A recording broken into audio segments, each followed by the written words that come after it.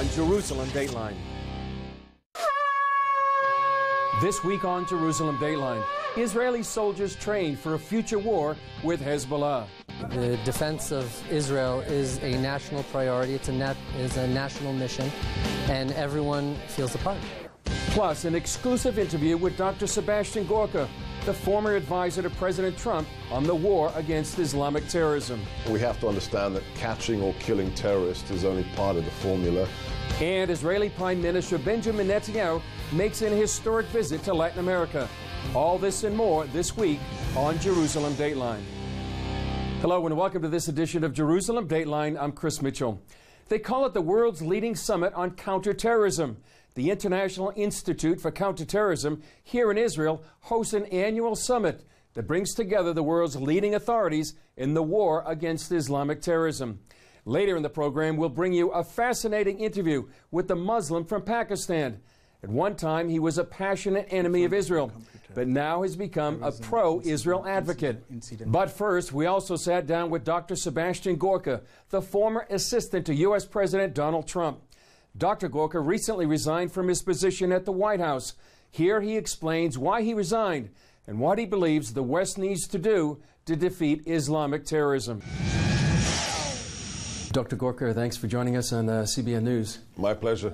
You're here at the IDC, and they call this the World Summit on Counterterrorism. You'll be speaking later today. What's your message? My message is two things, really. The first one is a great deal has changed in the last 7 months with the new administration in Washington.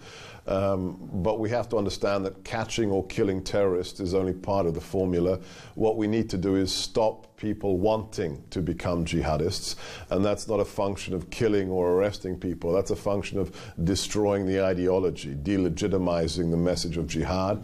So we have to do what we did with communism. We have to focus on counter-propaganda.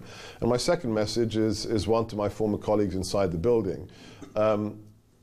The president will be victorious. When he says, I will destroy, when I will obliterate ISIS, that's not empty rhetoric, that is a promise.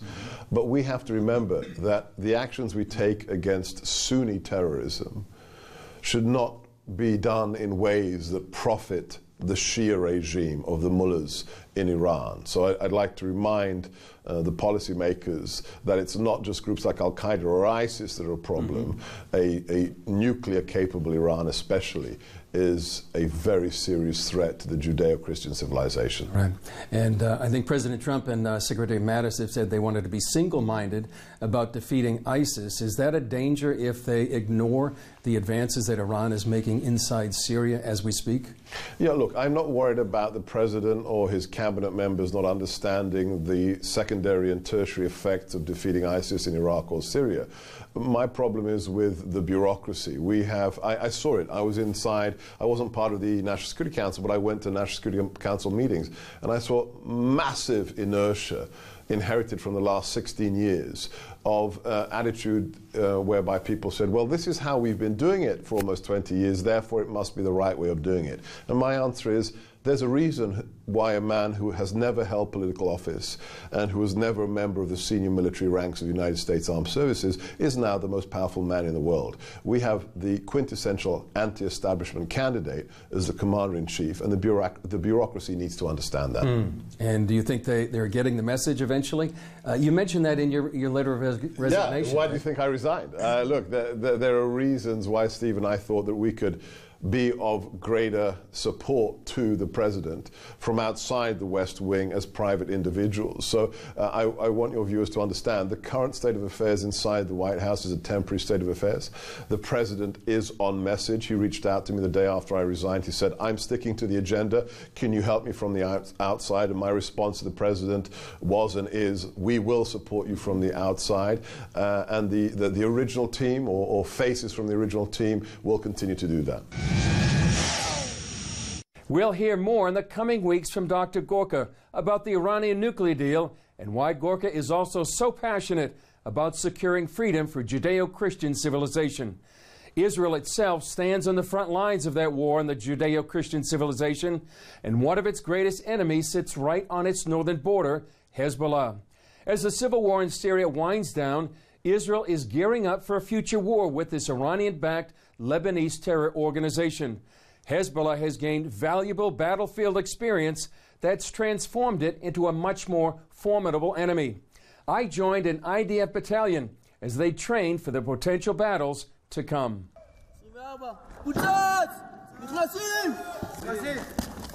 These soldiers are training what it would be like to take over a Hezbollah-controlled village in South Lebanon. Many experts believe it's not a question of if, but a question of when for a future war with Hezbollah.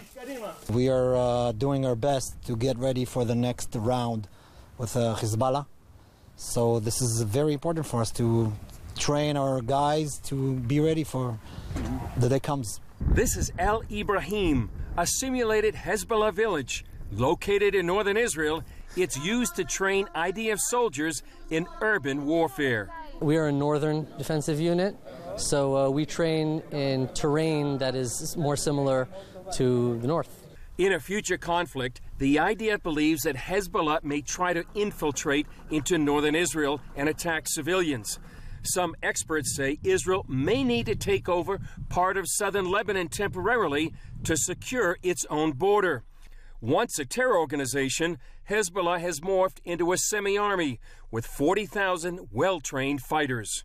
So Hezbollah was, before the Syria war, mainly a local force that was able to conduct guerrilla operations and defensive activity. Today, it has gained an enormous amount of combat experience in the field, especially in urban combat. Hezbollah expert Emmanuel Ottolenghi says the terror group has been able to rebuild its defenses in South Lebanon, rearm with Iranian weapons, and holds the Lebanese government and people hostage to its agenda. It has also been fighting to save President Bashar Assad in Syria. Hezbollah has been able to gain a strategic foothold in Syria that portends to the risk of the Golan Heights becoming hot again. That's why these reservists are training here. Yaron Cates is commander of this reservist battalion. They have to get ready from, we call it from 0 to 100 in one day or half a day. They work, they're engineers, you can see programmers, social workers. In the morning and by evening, they look like me, they should act like me and get ready to fight. Reservist Bezalel Friedman came to defend his country. The motivation is simply to protect our family, protect our homeland, protect our country. And that's why everyone comes. We have lawyers, farmers, university students, carpenters, accountants, you name it, everyone comes to play their part. Iran has supplied Hezbollah with more than 100,000 short-range rockets and thousands of longer-range missiles that could reach deep into Israel. To prepare for all these threats, the IDF held its largest exercise in nearly 20 years, training tens of thousands of Israeli soldiers and reservists to fight the next war against Hezbollah. The Air Force, Navy, and ground troops participated in the 2-week drill, intended to work on coordinating the various branches of the IDF. So when you take a look at what Hezbollah is in 2017, you understand why Israel is so concerned and why it is therefore necessary that Western foreign policy, led by the United States, focuses on cutting Hezbollah back down to size. Coming up, Israeli Prime Minister makes an historic visit to Latin America. And we are beginning here the dawn of a new era. And not accidentally, we begin it here in Argentina. One of the myths about Israel today is that it's isolated from the rest of the world.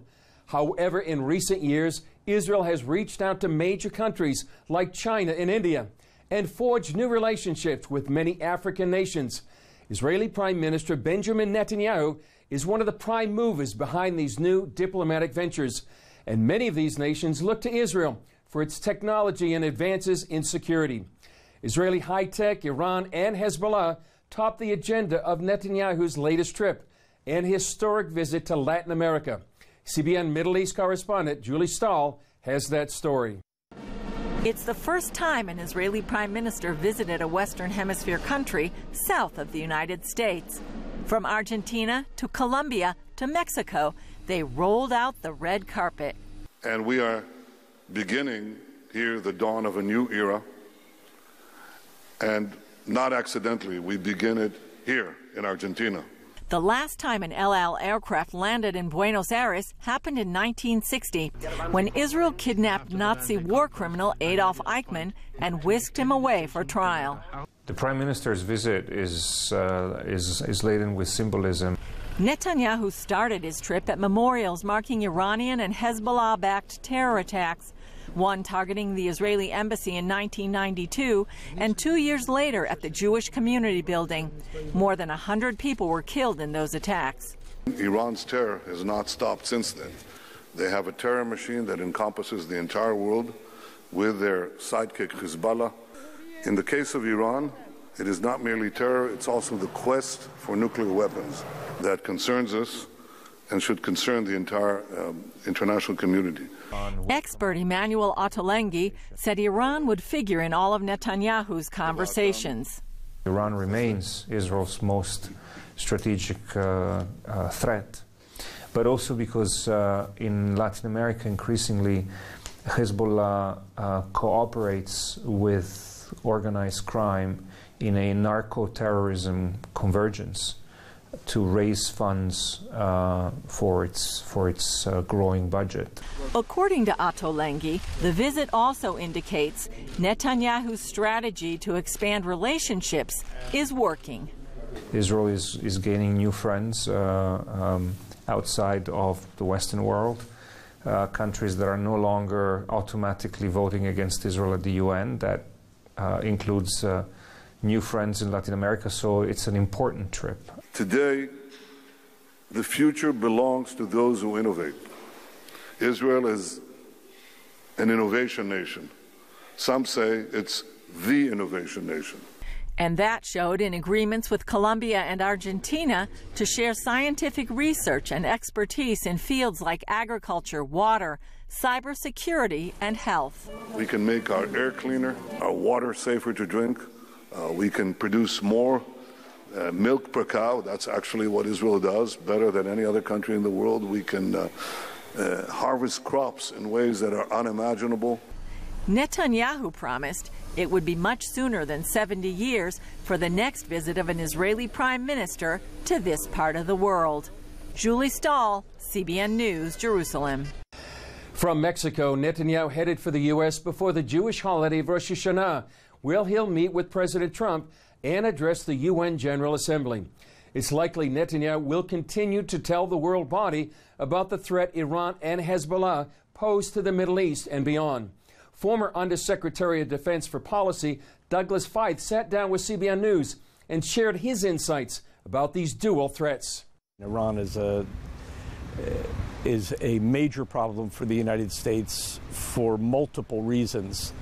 In recent years, the focus has tended to be narrowly on the Iranian nuclear program, which is an enormously important issue, but that's still a narrow focus because the Iranians are doing many things in addition to their nuclear program that are inimical to American interests. Their support for Hezbollah, their aggressions throughout the region, the support for the Houthis in Yemen, and their support for Assad in Syria, the way they're arming and building up Hezbollah's capabilities in Lebanon, their threats to Israel, their threats against the United States. So we have a lot of problems with respect to Iran. Up next, a fascinating interview with the former enemy of Israel who has become one of its most passionate advocates. At the annual summit by the International Institute for Counterterrorism, we were introduced to a very brave and remarkable man. His name is Noor Dahri. Born in Pakistan as a Muslim, he was raised to hate Israel and did so for much of his life. However, he had a remarkable transformation and now is a proud and passionate defender of the Jewish state. We sat down with Dahri and listened to his unique story. Noor Dahri, thanks for joining us on CBN News. It's a real honor. Thank you very much. This is your first time to Israel. What are your impressions? Unbelievable. And I was not expecting that kind of beauty in Israel, because looking in the pictures and feeling personally is two different things. And the second thing was, obviously, I was thinking Israel is like my home. This is the country I was fighting for years. Through social media, through my organization, through my writing, through my interviews, my lecturing around the UK, through different organizations, I was fighting for the land. It's a land I lost my family. It's a land I lost my country. I can't go back to Pakistan anymore. So yes, I sacrificed a lot of things for this land, and this land is like I have only United Kingdom, and that's my home. Mm-hmm. And really, I feel home because the people here, how they honored me, how they welcomed me. But it wasn't always like that. How were you raised to think and feel about the Jews and Israel? As a Pakistani, born in Pakistan, raised in an environment, atmosphere where every single person hates Israel because of the Palestinian conflict. They don't want to know anything about Israel. They never heard any positive news about Israel. So you were trained and indoctrinated to hate Israel, but now you're fighting for Israel. What changed? But the number one credit I will give is ICT, Hezbollah. Because online I study counterterrorism and ICT. That pretty much changed my mind. Half of the question I had in my mind about Israel, it resolved. When I filled the form, I thought the Israelis, once they know I'm a Pakistani Muslim, they will reject. Mm-hmm. But suddenly I receive email, welcome. Even I don't have any experience of counterterrorism. I just did criminal psychology diploma from Oxford. I say, let's try. Let's enter into their system and see how it works. On one hand, they are terrorist state, killing the people. And on one hand, they are teaching in the world how to counter terrorism. That surprised me. I said, let's see. When I decided to study counterterrorism, I had 3 institutes in different 3 countries in my mind. One, United Kingdom. Second, United States. Third was, when I researched, come up, ICT Israel. When I researched Israel, big list came in front of my computer. Terrorism, incident, every day, every week, every month, on and on. And they click on my mind. I say, wow. Then I say, okay, find terrorist organizations. I never find any single terrorist organization in the name of a Jewish religion. But when I type of Islamic terrorism, I can't give you a figure. Because if I look even in Pakistan, there are the government banned organizations. There are more than 700. We were calling all our life terrorist state, terrorist state, terrorist state. It's not terrorist. Now the question is, bombarding Gaza and the area, and the people say, oh, they are genociding. It's not a genocide. How can you call genocide? You receive 480 rocket and missile on you, and you are still calling in the world, stop them.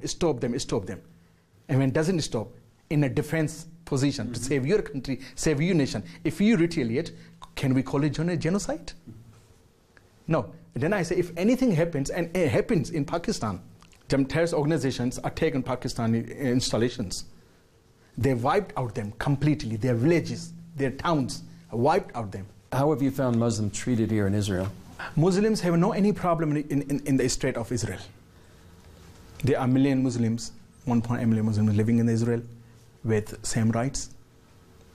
They have Israeli passport. They travel all around the world as Israeli citizen. They're living in a peaceful environment. They are working side by side with the Jewish people. They are working in IDF. They have a 400 mosque. Whenever I talk about Israeli Muslim society to my Pakistani people, they say, no, you're lying. We never heard Muslim Israelis. We all heard Gaza and Palestinian Authority. They're Muslims. One person say, yeah, but we have a mosque in the United Kingdom as well. I say, your mosque in the United Kingdom is not protected by the government. If I compare the religious freedom in Israel and the religious freedom and benefits in the United Kingdom, there's a big difference. What difference is? The government, United Kingdom, does not pay imams. But in Israel, the people, they claim that Israel is the enemy of Islam or Muslims. 400 mosques are protected by the government of Israel. The imam are all paid as working, like in Pakistan or Saudi Arabia. And when they retire, they get a full benefit for the pension and everything. Well, Noor, it's been great to meet you. You're a brave man, and God bless you. Thank you very much. Thank you very much. We'll have more of Noor Dowry's fascinating story in the future. Coming up, the sights and sounds of one of the most unique finds in Jerusalem, a concrete piano. Have you ever heard of a concrete piano? I didn't until our social media producer came across one here in Jerusalem. It's an example of one of the many unique sights you can see here in the city. Oh,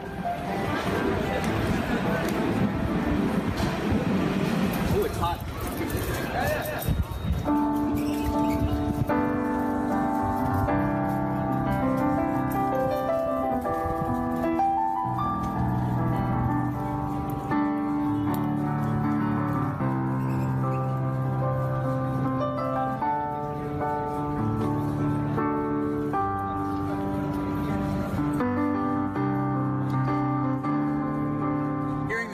And the piano it draws you, and it's very soothing and very relaxing. And playing just now, I found myself that I started relaxing and being at home, feeling at home. You know, start playing and just relaxing, and then just like I'm at home in downtown Jerusalem.